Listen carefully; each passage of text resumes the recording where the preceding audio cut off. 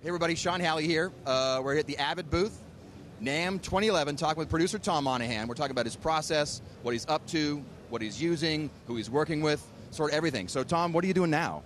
I'm working with a band called Vetiver from San Francisco. We're finishing their new record. And you've worked with them quite a bit, actually. For a long time, yeah. Now, what's the normal process with them? Do you, do you start out like in an LE environment kind of thing? Or? We've always been in LE, pretty much.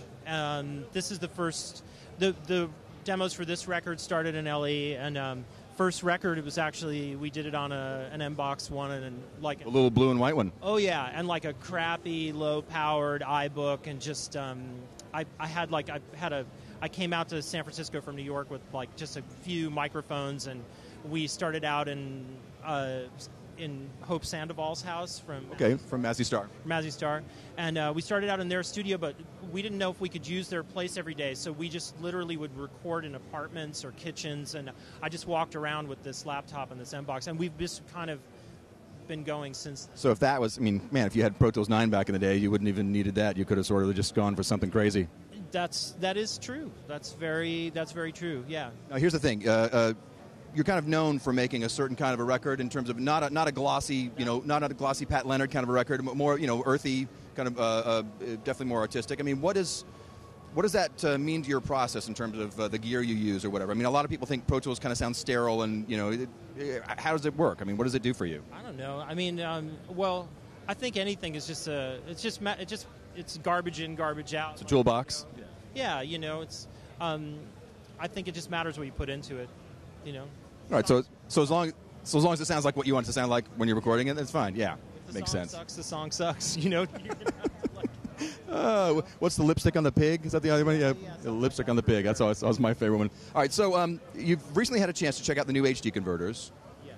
And I guess what was the experience like? I don't need you to describe it in detail, but cool. I think they sound great. Yeah, they're definitely a little more open and maybe, but still punchy though. Yeah. Which is kind of cool.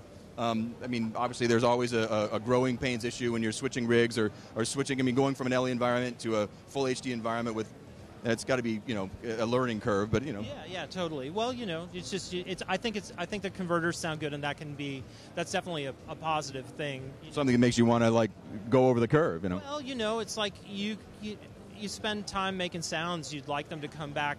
I spend a lot of time getting things to sound a certain way, on the front end, and I like that it's coming back at me. Right, nice. And, obviously the higher quality converter, even if you're using a ribbon mic or something like that, it makes a difference. Yeah, totally. Cool. All fidelity is contextual.